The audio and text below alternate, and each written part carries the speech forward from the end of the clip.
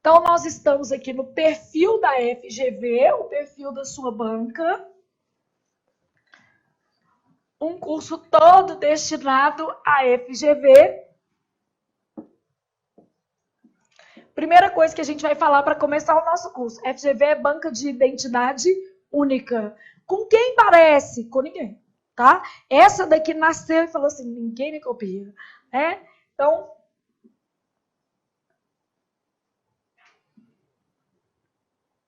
isso aqui é uma banca de identidade única. Os textos são mais complexos. Então, a gente tem assim, ó, textos curtos. Eu diria que é mais do que curto, são textos curtíssimos. Na verdade, ela explora muito fragmento de o quê? Texto.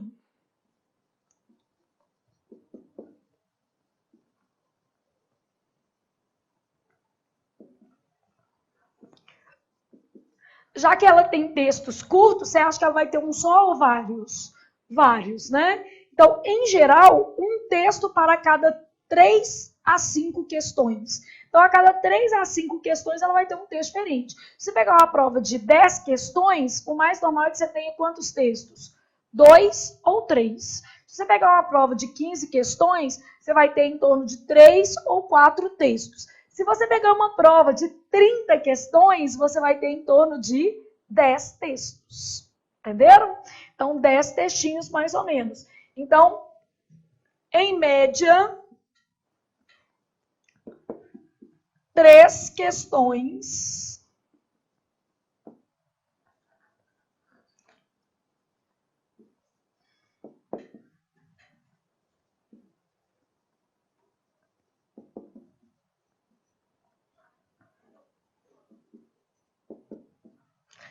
em média de 3 a 5 questões por texto.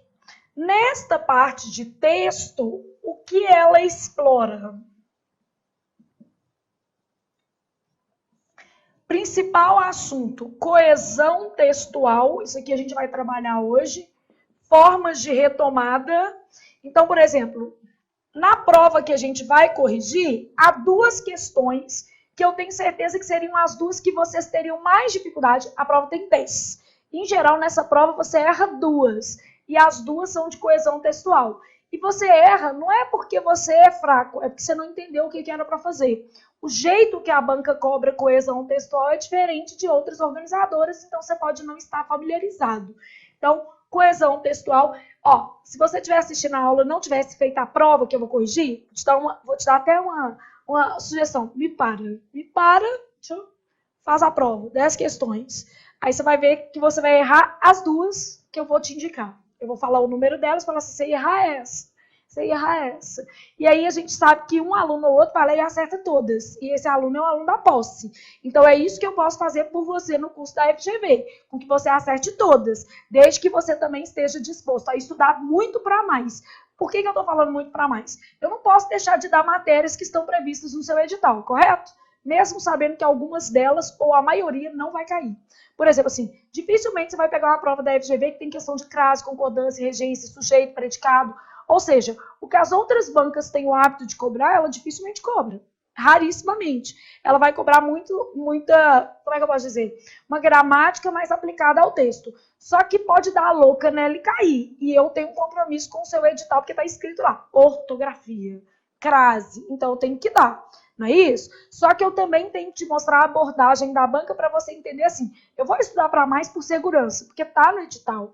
Mas o perfil dela é ferrar vocês nessas formas de coesão que a gente vai estudar a exaustão. Eu vou montar, tipo assim, 500 modelos de questões. Como a gente não tem tantas questões da prova, eu vou formulando, inventando algumas para te ajudar. 500 modelos de questões de coesão, 500 modelinhos de questão de interpretação de texto, que são umas que você tem que analisar. Se um é causa, se o outro é consequência, que parece com um raciocínio lógico, né?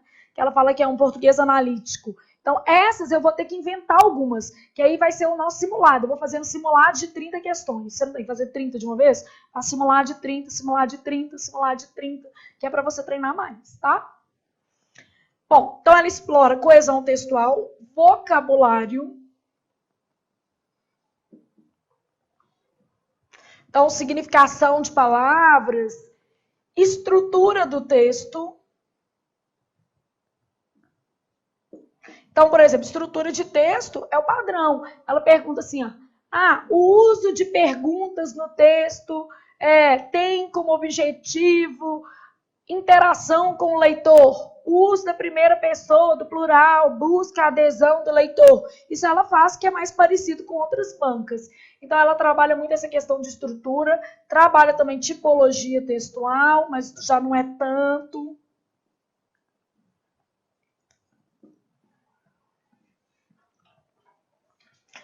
Isso aqui é o que ela vem trabalhando mais. Só que eu já vi, por exemplo, assim, questão de mudança de discurso. O que é uma questão de mudança de discurso?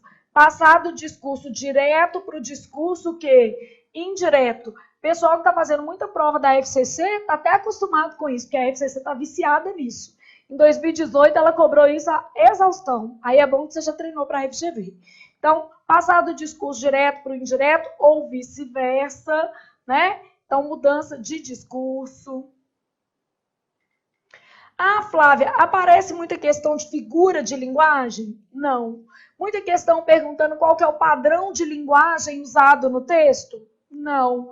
Costuma ter nem questão de interpretar o texto assim friamente, é mais raro, tá? Você tem mais questão de estrutura e tipologia e essas de coesão que são super recorrentes. São as mais difíceis e vão ser as privilegiadas no texto e ao longo do nosso curso na realização de exercício, porque você vai ficar top nisso, tá? Na parte de gramática, eu ousaria dizer assim, o que cai mais? Não sei. Mentira. Uma coisa que sempre vai ser cobrado. Conector.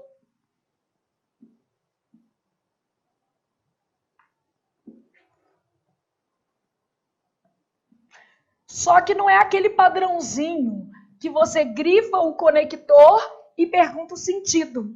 Não é assim que ela cobra. Ela pede, geralmente, um texto que não tem conector e ela pergunta qual é a relação que o conector poderia estabelecer. Então, geralmente, nesse caso aqui, a partir de texto sem conector, pede-se a relação.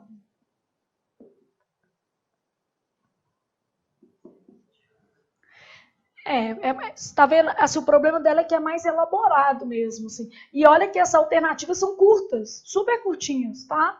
Uma prova pequena, curta, você não vai ter problema com o tempo, pode ficar sossegado. Então, uso de conectores, sinais de pontuação. Só que quando ela cobra sinais de pontuação, ela pergunta assim, qual frase está certa ou qual frase está errada? Não, ela quer saber só isso aqui, ó, justificativa. Ou senão ela quer que você faça a substituição, trocar um por outro.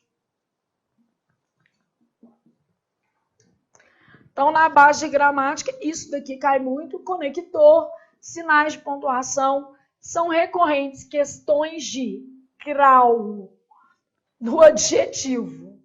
Por quê? Não faço a menor ideia. O problema das questões de grau do adjetivo é porque você não reconhece que é isso que ela está pedindo. Ela grifa um adjetivo lá assim, tipo, vamos supor, importantíssimo. E fala assim, assinale a alternativa em que o vocábulo destacado tenha sido reproduzido no seu viés morfossintático. Aí você pensou assim, não entendi o que está pedindo. O problema da FGV é que muitas vezes eu vou ter que te ajudar a conhecer o perfil do enunciado, mas treinando você vai sair do lugar, pode ficar tranquilo. Assim, eu não erro. E olha que em determinadas bancas eu seria, como é que eu posso dizer, pouco orgulhosa o suficiente para te falar eu erro, porque às vezes a questão é muito difícil, é muito estruturada. A FGV você tem que pegar a manha dela, para você não errar. Se fizer só uma prova, duas, vai errar mesmo, porque chega lá você não conhece nem todas as possibilidades de enunciado da banca. Então, não errar aí vai depender de você treinar muito. Às vezes, até pegar a prova anterior a 2016, porque foi o que eu te falei. Ela não vem alterando o seu perfil. O perfil tem sido mantido, beleza? No nosso curso, como eu tenho as anteriores a 2016 gravadas, eu posso colocar algumas como aulas extras. Douglas vai colocar ali, então, além das 250 questões, eu posso disponibilizar para você gratuitamente provas anteriores a 2016 da FGV, porque ela não tem mudado de perfil. Você vai falar assim, continua do mesmo jeito, exótica do mesmo jeito, tá? Você só vai ver que eu tô com um cabelo maior, que não é agora. Não tô gravando agora, mas a aula vale do mesmo jeito, tá boa, tá? Eu tô até mais magro, assim, e o cabelo tá mais bonito também. Então, grau do adjetivo é um negócio que ela cobra, muita questão de verbo, mas não é aquele verbo clássico, conjugação. No verbo, o enfoque maior é para a carga o quê? Semântica, alguma coisa de equivalência de vozes.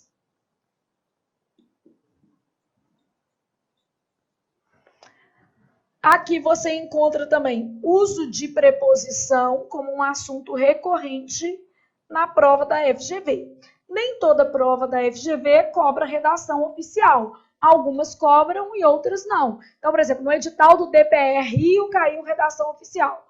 No edital de fiscal do CMS não caiu. Então, cada edital, no edital do IBGE, por exemplo, também não caiu. Então, depende. Flávia, só isso? Tá vendo que é exótico? Qualquer outra banca eu ia falar assim, crase, análise sintática, funções sintáticas do que, do se. Aqui, eu ousaria dizer assim, nem precisa ficar estudando em demasia, tipo assim, tipos de que, tipos de se, não é uma matéria que você tem que dar atenção. Funções sintáticas de pronome, esse não é o foco da sua banca. Eu só não tenho a cara dura de falar assim, não estuda. Por isso que eu tô falando assim, você quer passar na FGV? Deixa eu te consolar de alguma maneira. Primeiro, tudo que você estudar de português para mais, você usa para outra banca. Então, qualquer outro concurso de outra banca, você vai usar. Nela, é provável que você veja o edital todo e tome raiva, porque você vai falar assim, eu estudei isso tudo e só caiu isso aqui que a Flávia falou. Ou seja, pouca matéria, porque se fosse para eu resumir isso aqui, eu podia dar um curso de 10 horas, tá? Mais perto da prova da FGV, se comportar meu calendário, a gente pode até fazer um intensivão só com esses tópicos. Mas aí é aquela coisa, o risco do aluno. Se você faz um intensivão de 10 aulas e só não cai aquilo ali, eu não posso fazer nada. Porque o certo é você estudar tudo que está no seu edital. Banca muda, gente. Banca acorda um dia e, ó, você fala assim, agora, pensando bem, vou cobrar tudo. Bom, definido o perfil da banca, eu vou te falar qual é o nosso cronograma com base no edital da FGV. Então, para você saber assim, e é mais ou menos a sequência que eu vou seguir, para você não ficar depois perdido, falar assim, por que ela deu isso antes disso? Por que ela fez prova aqui?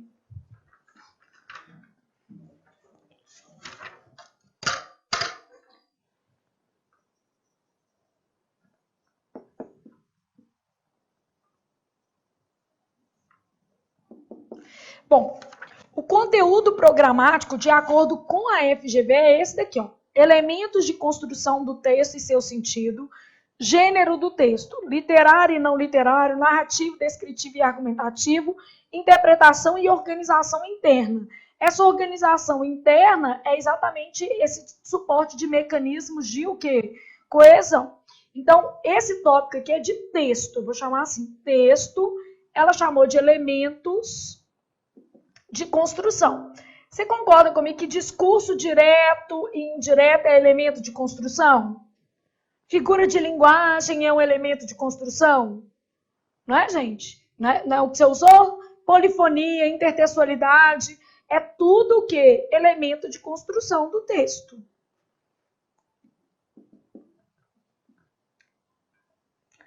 Então, isso daqui vai ser uma das unidades que a gente vai estudar. Esses elementos de construção, eles se desdobram nas matérias de interpretação de texto mesmo. Intertextualidade, figura de linguagem, formas de coesão textual, que é o que mais cai, e outras. E ela trabalha muito essa questão da organização interna do texto, que é exótica e que a gente vai aprender ao longo do nosso curso, tá? Então, isso é o primeiro tópico dela. O segundo tópico dela é semântica. Semântica, gente, é a parte da gramática que estuda o sentido das palavras. Eu não vou te dar uma aula de semântica, não, né? Porque aqui, ó, sentido e emprego dos vocábulos, campo semântico, emprego dos tempos e modos verbais em português. Tá vendo que tempos e modos verbais ela cobra dentro de o quê? Semântica? Olha aqui, emprego dos tempos e modos verbais. Na hora que eu te dou verbo, eu escrevo lá assim, carga semântica dos verbos. Então, essa matéria, você não vai ter ela separadinha, não. Porque senão eu te dou o curso e você fala assim, ela não deu semântica. Não existe esse capítulo semântica na vida. Esse capítulo ele vai afetar a interpretação de texto, o uso de conectores, os verbos. Ele tem uma relação com várias outras partes. Porque semântica é a parte da gramática que estuda o sentido. Mas pode ficar tranquilo que eu vou te deixar preparado para encontrar o que você precisar lá na prova, tá? Bom, aí ela cobra morfologia. Morfologia é tipo tudo, né? Morfologia, reconhecimento, emprego e sentido das classes, processo de formação, mecanismos de flexão dos nomes e verbos.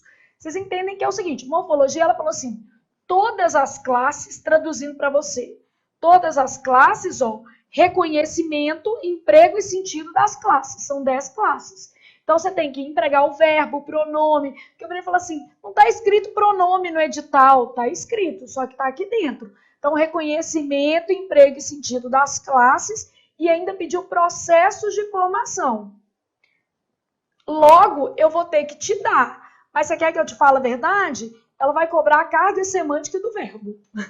Ela vai ficar naquilo ali. Só que se eu não te der, tá no edital. Aí ela cobra uma questão de flexão de grau, você erra, um ponto te coloca lá embaixo na lista. Você vai querer me matar.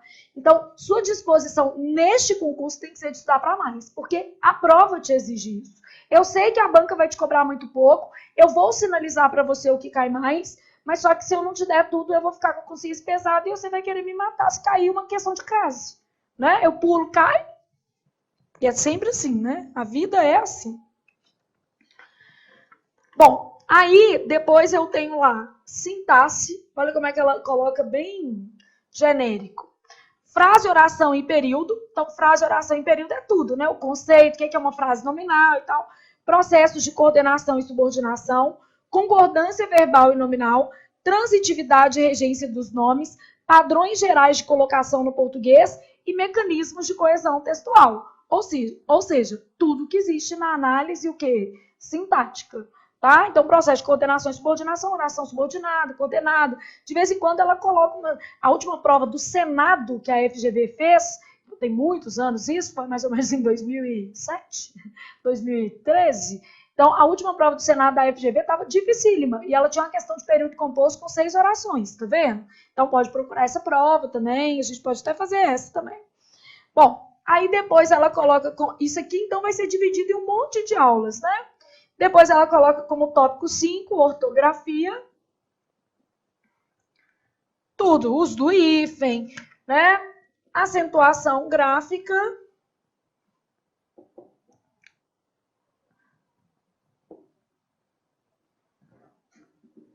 Sete, pontuação, que é um assunto muito recorrente mesmo.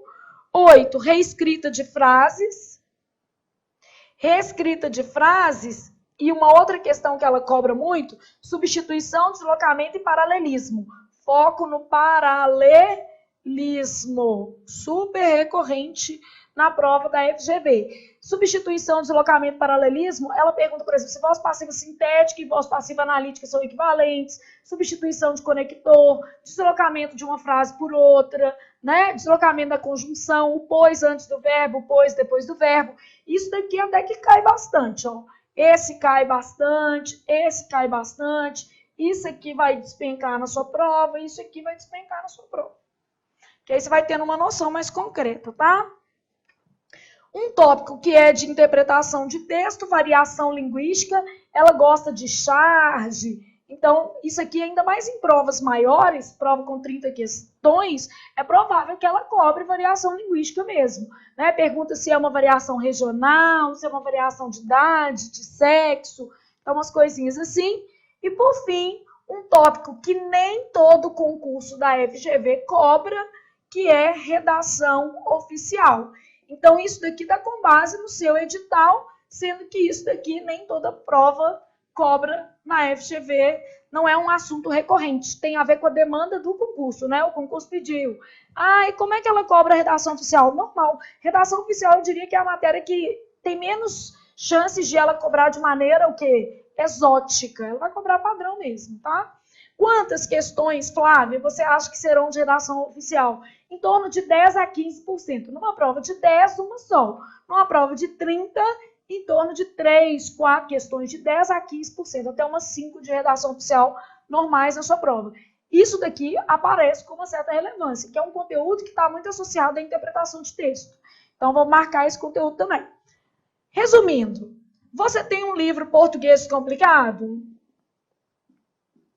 O que cai na sua prova do português complicado para você separar as páginas? Isso. Tudo. Não salva nem a redação oficial. Então, o que está previsto no seu edital é um livro inteiro, tá? Tudo. Sem nenhuma página. Aqui, ela se deu ao trabalho de colocar assim, tudo.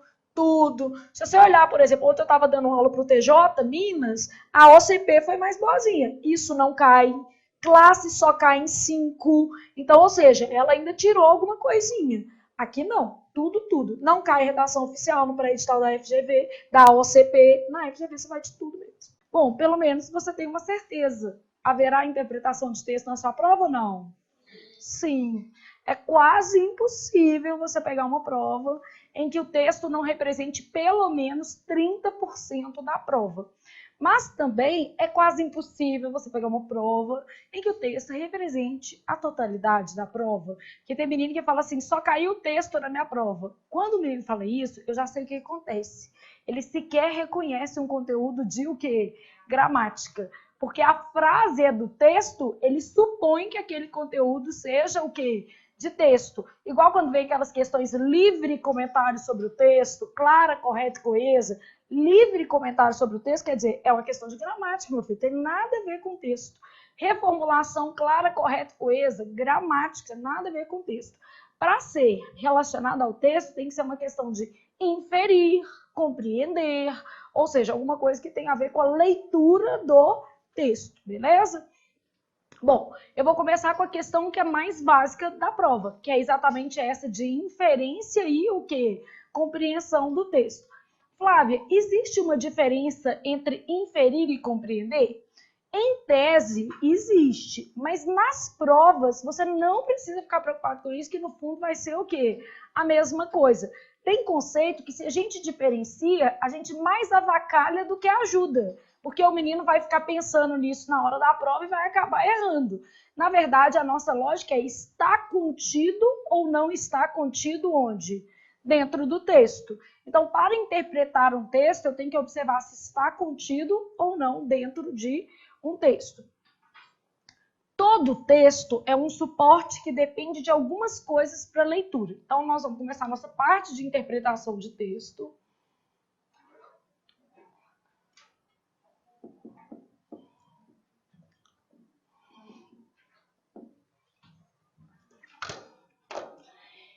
E aí, nós vamos começar assim, ó. Competências de leitura. O que são competências de leitura? Por que algumas pessoas leem melhor que outras pessoas, né? O que ela precisa ter para ser competente do ponto de vista da o quê? Leitura. A primeira coisa que a gente tem que ter é conhecimento vocabular. Aí acaba que já é um problema, concorda comigo? Conhecimento vocabular, às vezes o aluno tem e às vezes simplesmente o quê? Ele não tem. Tá lendo o texto, tá lá assim, idiosincrasias, o menino fala assim, não sei o que é. Discrepância, não sei o que é. Faina, não sei o que é. Ou seja, ele já agarrou no vocabulário. Então, essa competência vocabular, ela é necessária. Se você não dominar o vocabulário do texto, provavelmente você não vai entender o texto, tá? Então, essa é uma das primeiras coisas. Então, aqui, ó.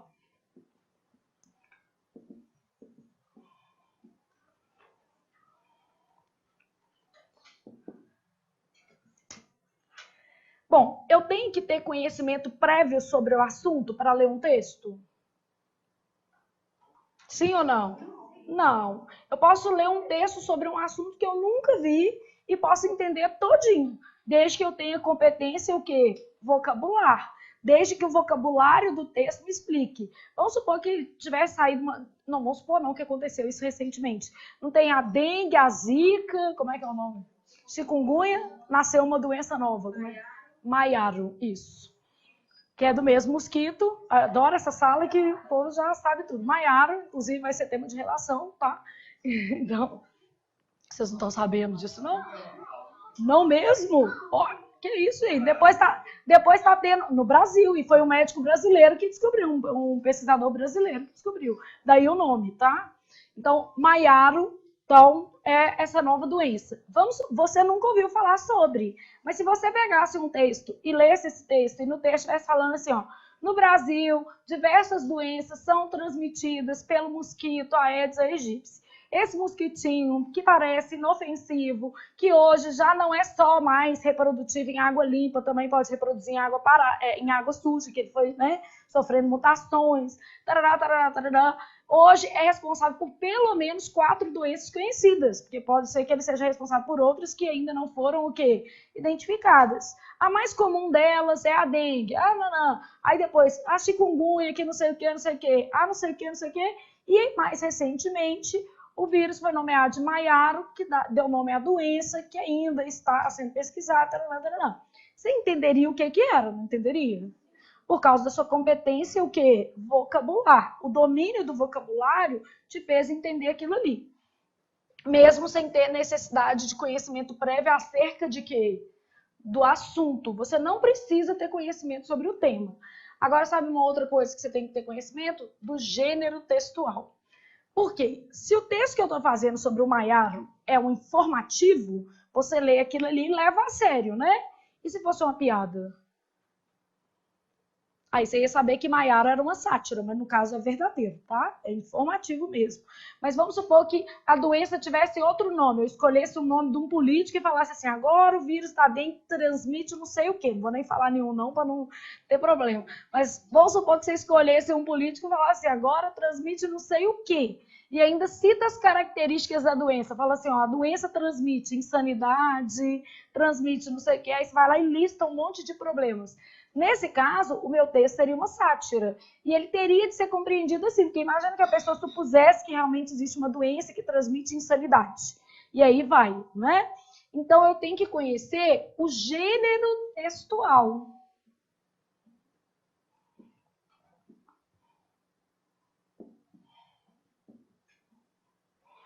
O que vai ser esse domínio do gênero textual? Eu tenho que saber se o texto é uma piada, eu tenho que saber se é uma charge, eu tenho que saber se é uma tirinha, se é um conto, se é uma crônica, se é uma notícia, se é uma reportagem, se é um artigo de opinião, pode ser um editorial.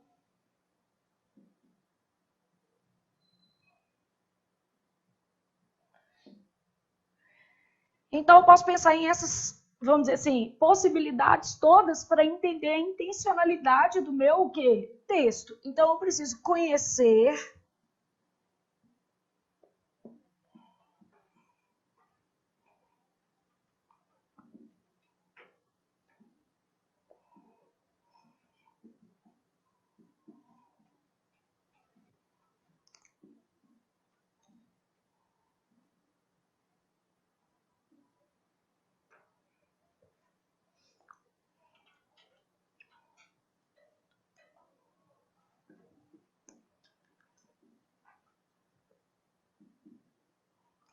Então, conhecer a intencionalidade do texto. Para quê, para quem e com que objetivos esse texto foi o quê?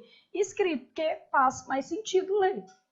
Né? Você vai atribuir um sentido melhor quando você conhece intencionalidades. Né? E, por fim, eu tenho que saber mais uma coisa para a competência de leitura. Eu tenho que saber quem escreveu o texto, beleza? Em que época esse texto foi o que produzido? Por que a época diz muito? Porque se for uma crítica, tipo uma charge, a época do texto vai ter um vínculo com a crítica que está sendo feita? Vai, não é isso? Então eu posso falar o seguinte: autor,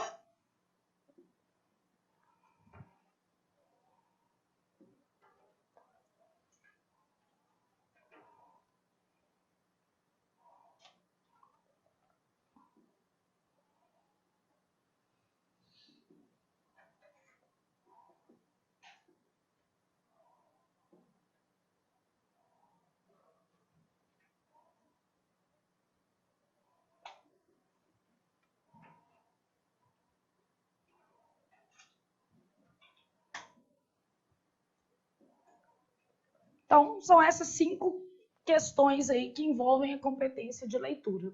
Autor e data de produção, veículo, suporte de leitura e elementos textuais. O que é veículo e suporte de leitura? Onde esse texto foi o quê? Publicado. Ele foi feito numa revista, ele foi feito para circular na internet, porque isso fala muito sobre o texto, não fala?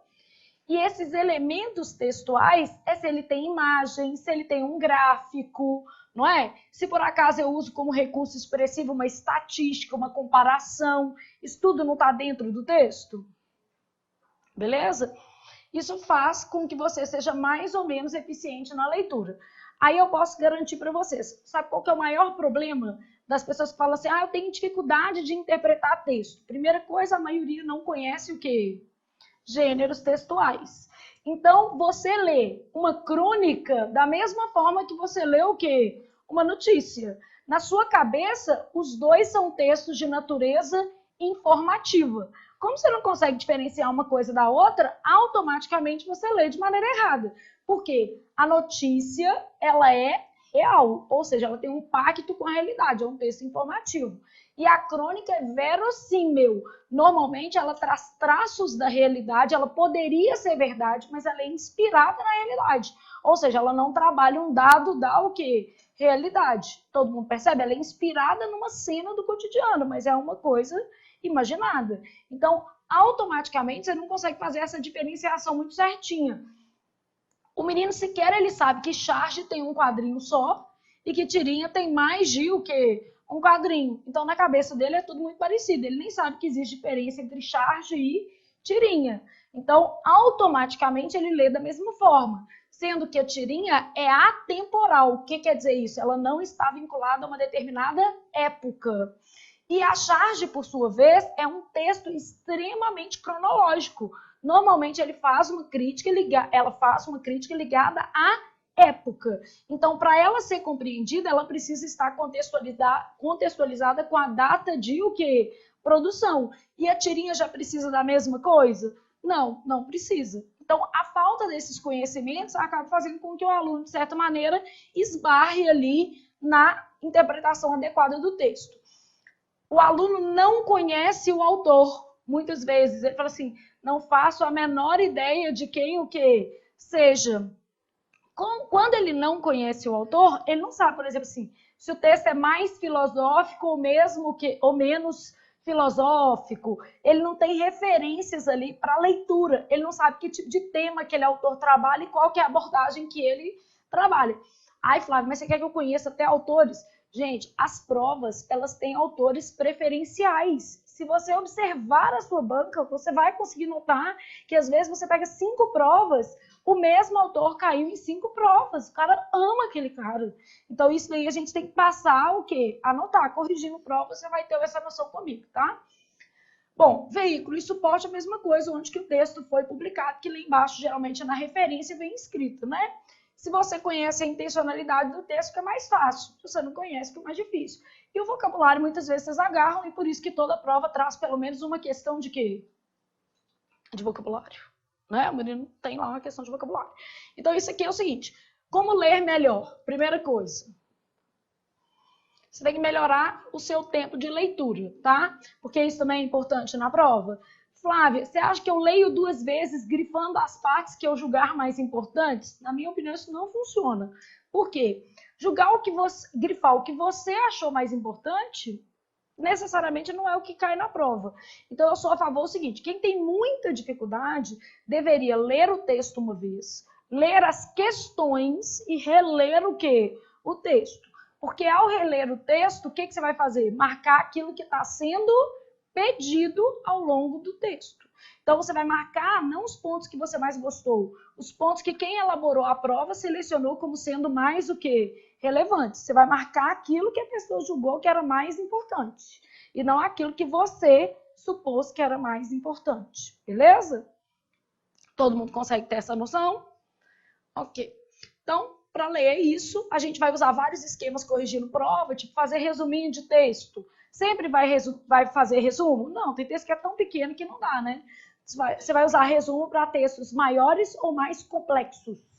né? Sempre essa lógica. Textos maiores ou mais complexos, a gente usa resumo. Texto muito curto, não faz sentido, tá? Aí nós vamos colocar assim, ó, análise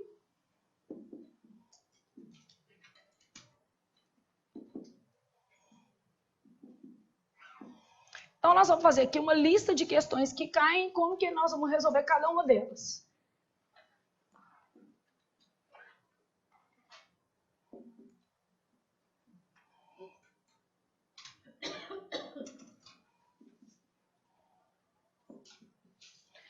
Então, aqui o enunciado é simples. É possível depreender do texto?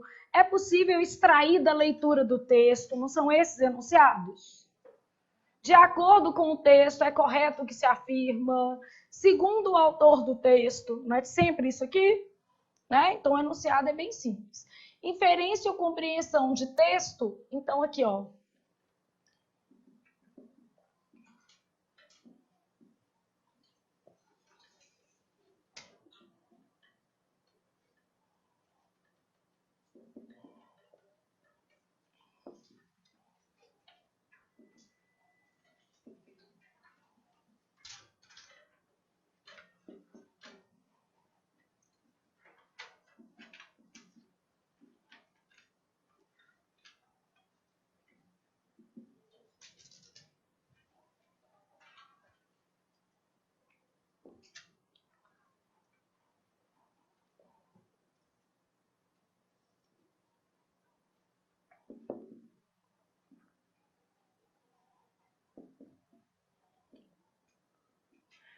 Então, inferência ou compreensão textual solicita-se que a informação esteja implícita, que é a inferência, ou explícita, que é o que a gente chama de compreensão de texto, a partir da leitura do texto, beleza?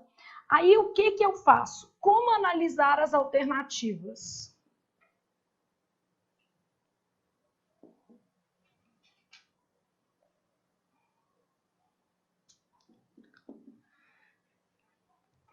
Aí eu sei que devem ser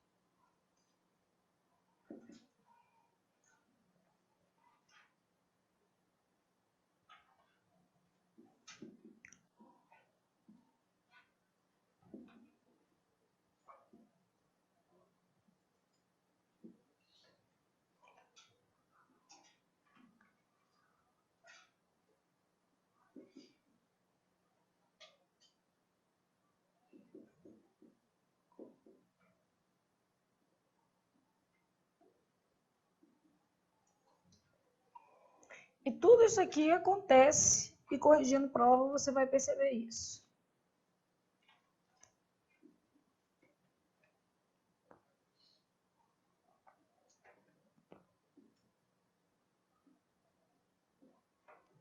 Então, aqui, ó, devem ser eliminadas. O que eu vou eliminar? Alternativas que extrapolam o texto. Alternativas que limitam o texto. Com posicionamento do autor da questão, porque é um posicionamento que não estava no texto e foi inserido. Alternativas contrárias às ideias do texto e que não abordam o tema. Então, os erros são extrapolar. Qual que é o problema de uma alternativa que extrapola o texto? Normalmente, você acaba tendo conhecimento prévio sobre um monte de assuntos, não é? Então, sem querer, na hora de interpretar, você deixa que o seu conhecimento prévio seja ativado. O nosso objetivo é olhar se está contido ou não no texto, não é?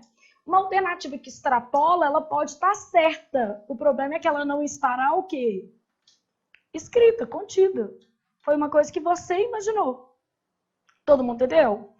Então, uma alternativa que extrapola, ela pode ser verdadeira, só que não está contida no texto. Então, aqui, ó, alternativas que extrapolam o texto. Pode ser verdadeira,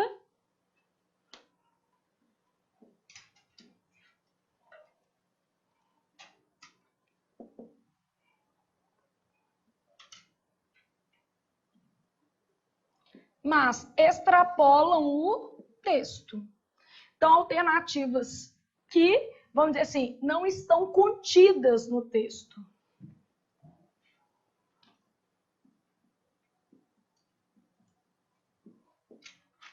Então, a alternativa pode ser verdadeira, mas elas não estão onde? No texto. Isso aqui é uma alternativa que extrapola, beleza? Alternativas que limitam o texto. O que é uma alternativa que limita? Falta uma informação que é essencial. Então, falta uma informação que faça o texto ter sentido.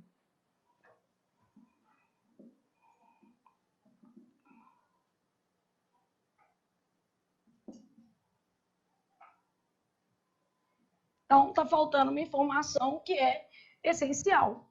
Alternativas com posicionamento do autor da questão. Essa alternativa com posicionamento do autor da questão, imagine o seguinte, o texto está mais para neutro. Ele não apresenta uma visão nem positiva nem negativa acerca do tema. E na hora de fazer a alternativa, o que o cara faz? Coloca um posicionamento. Isso torna a alternativa errada. Então, com o posicionamento do autor da questão, a gente insere um posicionamento que não era previsto no texto. Isso tudo eu vou te mostrar com exemplo, que é mais fácil de você entender, tá? Alternativas contrárias às ideias do texto são as mais fáceis de perceber. O texto está falando A e a alternativa está falando o quê? Não há, né? Porque se é contrária, um está falando A e o outro está falando o quê? Não há. Se fosse B, é isso aqui, ó. Está falando A e o outro está falando B. B é as que não abordam o quê? O tema. Contrárias, elas vão estar falando do tema, só que elas vão estar falando o oposto do que está escrito. Só que para tudo na vida é o jeito que se escreve que faz diferença. É ou não é? Então, eu vou mostrar para vocês como é que é a versão má da interpretação de texto, tá? Não tem duas iguais. Pode ter duas iguais e nenhuma delas serem a resposta. Se você tiver duas alternativas iguais, nenhuma delas pode ser o quê? A resposta. Beleza? Se tiver duas iguais, a única segurança iguais. A única segurança que eu teria para dizer é o seguinte: alternativas iguais se eliminam, né? Porque automaticamente nenhuma delas o quê? Serve. Você só pode marcar uma. Não é isso? Beleza? Conseguiram minimamente pensar nisso aqui? Agora eu vou te mostrar isso aí na prática, tá? Vamos fazer uma coisa.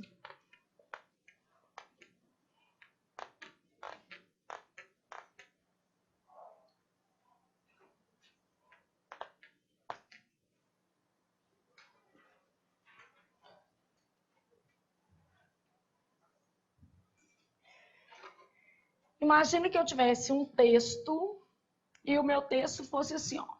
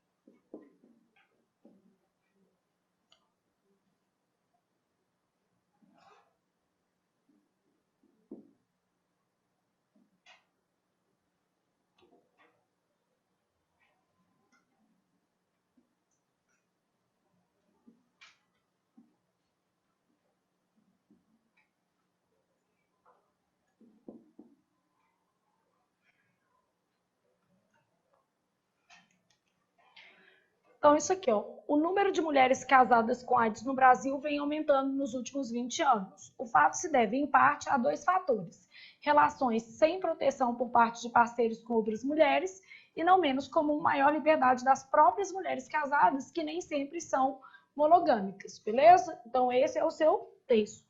Aí eu vou fazer as alternativas e lá do outro lado nós vamos julgar essas alternativas em verdadeiras ou o quê? Falsas, tá?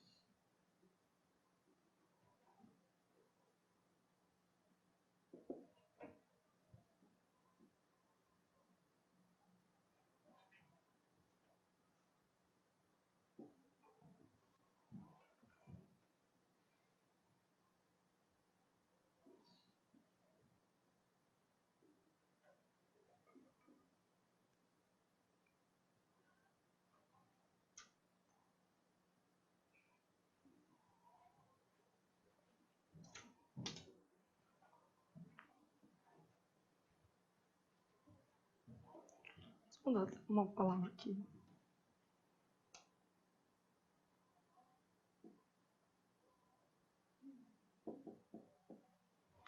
Vou fazer mais uma do lado de cá, tá?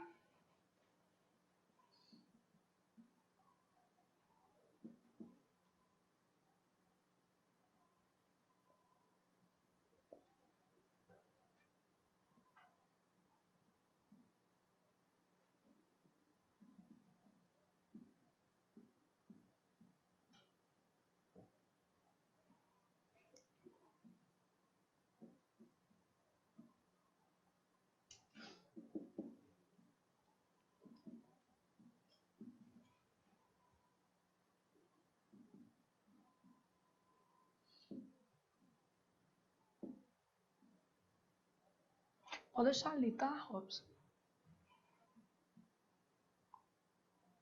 Só hoje que nós vamos escrever, em outros dias vocês vão interpretar textos escritos. Mas é porque é mais fácil de explicar, tá, gente? Você vai ter uma lógica e na hora de corrigir você vai ver que faz todo sentido.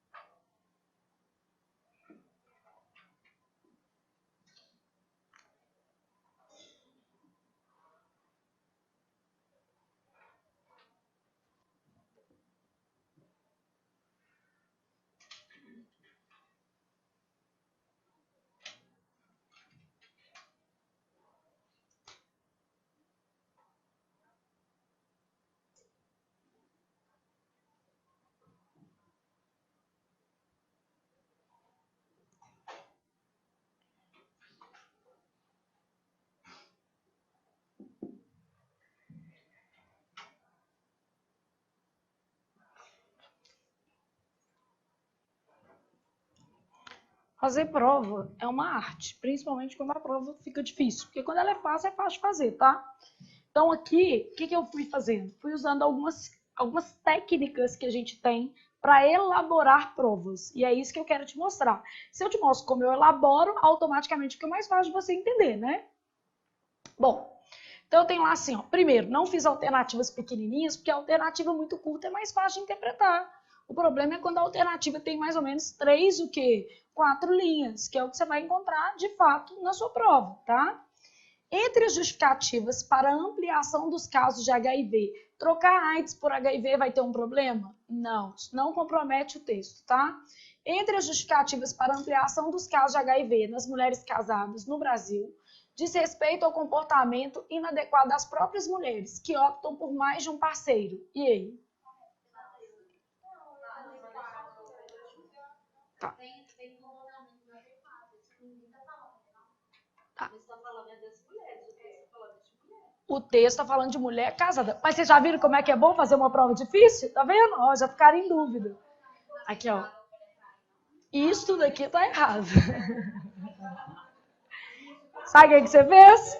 Você pegou seu juízo de valor e transportou para o texto. Aqui, ó. O que foi o erro que eu usei aqui? Eu usei aquele negócio assim, ó. Composicionamento do autor de quê? Da questão. Quando eu coloco o posicionamento do autor da questão, só tem um detalhe. Sabe qual que é o posicionamento dele? Igual o seu. Aí você se identifica e não vê o erro. Então na hora que a gente está fazendo, a gente já pensa. As pessoas acham que é errado mulher trair. Se fosse homem, não achava não, né? Mas se fosse mulher, o povo acha um horror. Então as pessoas já acham que é mais inadequado mulher trair. Então eu vou colocar que é um comportamento inadequado e metade que estiver lendo aquilo ali vai concordar. Portanto, não vai perceber que eu estou opinando sobre uma coisa que não está no texto. Então, olha aqui, ó. Entre as justificativas para ampliação dos casos de HIV nas mulheres casadas no Brasil, diz respeito ao comportamento inadequado das próprias mulheres que optam por mais de um parceiro.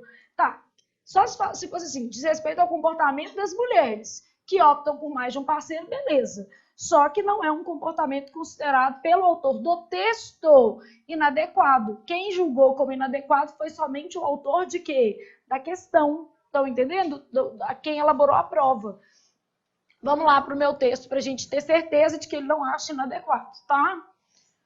O número de mulheres casadas com AIDS no Brasil vem aumentando nos últimos anos, 20 anos. O fato se deve, em parte, a 2 fatores.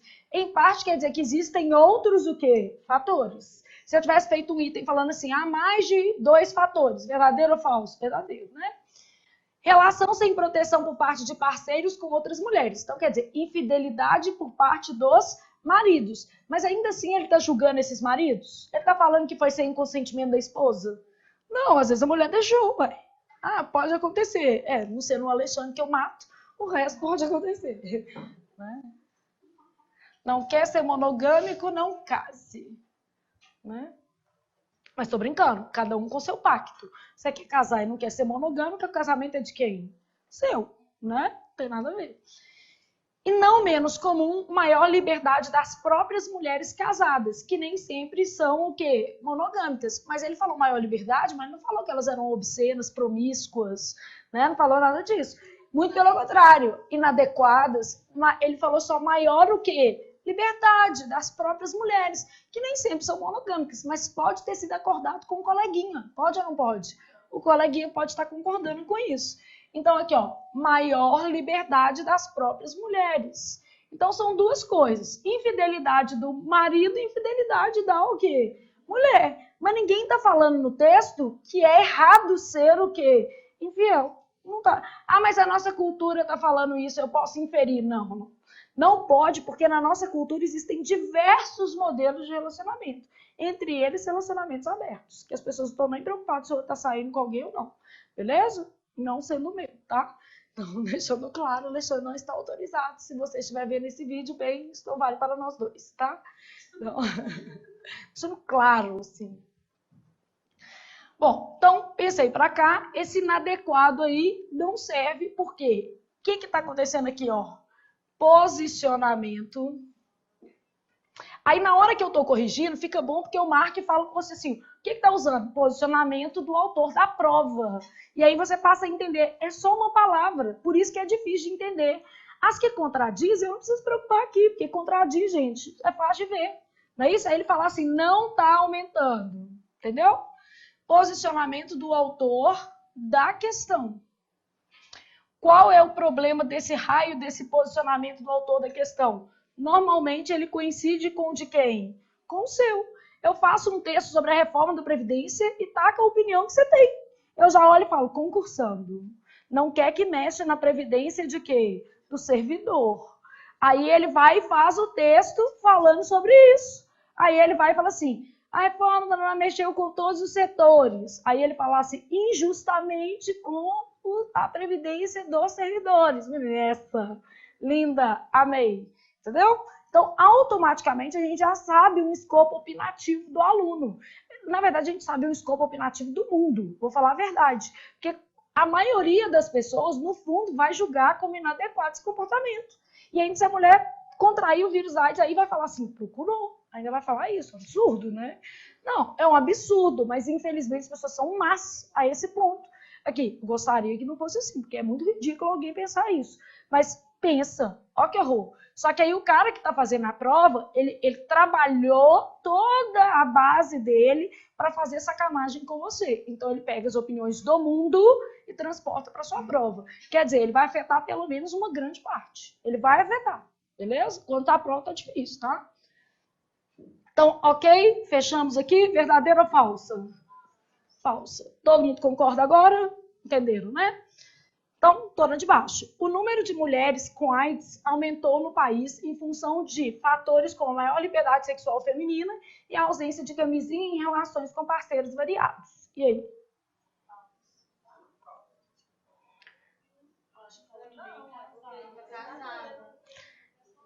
Essa é falsa. Porque falou o número de mulheres com AIDS. Aqui eu limitei. Limitei e ao mesmo tempo expandi, né? Eu privei a alternativa de uma palavra essencial. Qual que é o nosso essencial? Casadas.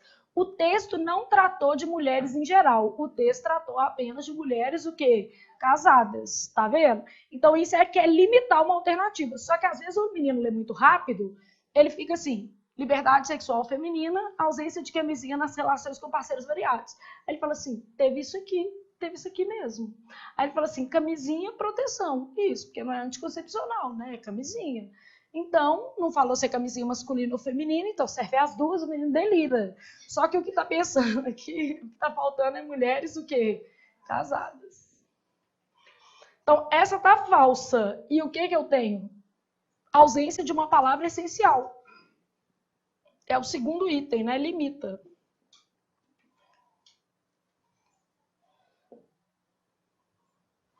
Tem palavra que dá para tirar. Por exemplo, assim, falar que é nos últimos 20 anos eu posso tirar, mas palavra tipo casada eu não posso tirar, beleza?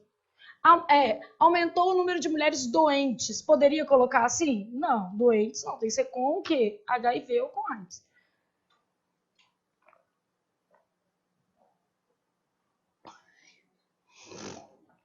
Aí eu tenho assim como as mulheres casadas estão expostas ao HIV, outras doenças também aumentaram em função do comportamento sexual de homens e mulheres fora do matrimônio. E aí? Aí o menino vira e fala assim, adorei, inclusive eu vi que no Rio de Janeiro está com surto de sífilis. Eu também vi. Eu também vi, mas onde é que está escrito sífilis no texto, meu filho? Não tem.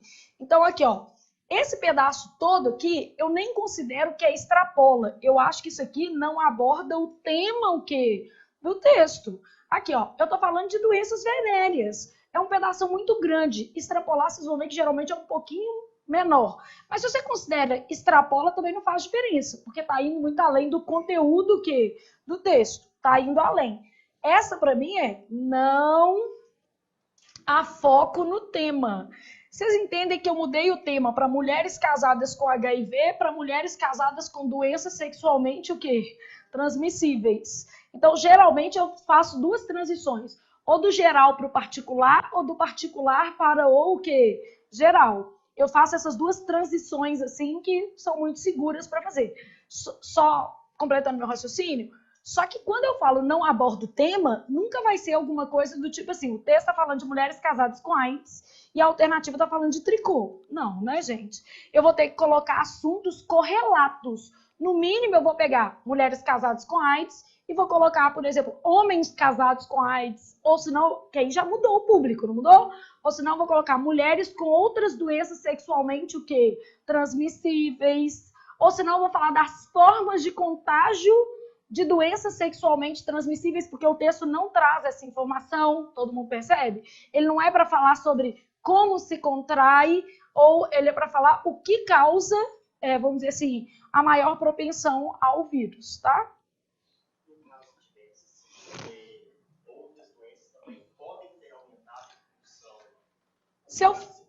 Se eu colocasse assim, outras doenças também podem ter aumentado, e eu posso até avaliar as outras, porque aí é uma inferência possível. Concorda comigo? Quando eu falo aumentaram, não é inferência, é uma certeza.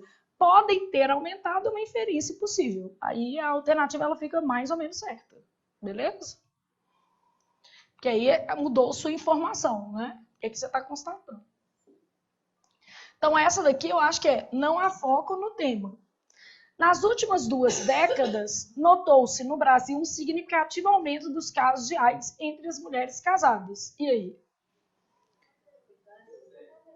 Tá. Só não está falando isso no texto. Vê lá. O número de mulheres casadas com AIDS vem aumentando no Brasil. Onde é que falou que aumentou muito? Pode ter aumentado 0,5%. Não é? Então, isso aqui extrapola o texto. As que extrapolam, gente, elas extrapolam coisas pequeniníssimas, que geralmente o aluno fica 2 horas lendo, na hora que eu mostro, ele fala assim, vi. Mas vocês entendem que ali não está escrito isso? Só fala que vem aumentando. Significativo quer dizer que o aumento foi pequeno ou grande? Grande, beleza? Aqui antes eu tinha até colocado a palavra progressivo, também não serve, também estaria errada. Só que significativo é pior ainda, porque progressivo quer dizer, foi só aumentando. Em momento algum pode ter o quê? Diminuído. Isso o texto não fala, porque pode ter sido assim, ó. Pode ou não pode? Um aumento, só que não o quê? Progressivo, porque o progressivo não pressupõe baixar em momento algum. Significativo quer dizer grande, e não há essa informação no texto. Logo, isso daqui é que eu considero extrapola. extrapola. Extrapola normalmente vai ser uma palavrinha, não há foco no tema, geralmente vai ser um trecho um pouco maior. Mas se você quiser unir essas duas e chamar tudo de extrapola, faz alguma diferença para efeitos técnicos? Não. É só porque, assim, eu na minha cabeça eu já sei o que eu estou procurando. Quando extrapola, eu sei que 90% da alternativa está certa. E o cara foi lá e colocou só uma palavrinha que não estava o quê? Contida. Então, isso aqui está certo ou está errado? Tá errado. Vocês estão entendendo? Aí fazer assim no quadro, eu estou te mostrando uma noção que depois, corrigindo, a gente vai repetir esse mesmo modelo. Vou falar assim, extrapola, limita, a palavra que está sobrando é essa, mas aí você já criou um modelo mental do que é isso, tá? E é sempre procurando palavras. Vocês vão ficar craques procurando palavras que tornam a alternativa erradas. Sempre que a gente lê, a gente não tem a sensação inicial de que está certo. É porque é palavra que a gente põe errada. Não vai ser tudo errado. Só quando é aquela que contradiz, aí é muito fácil.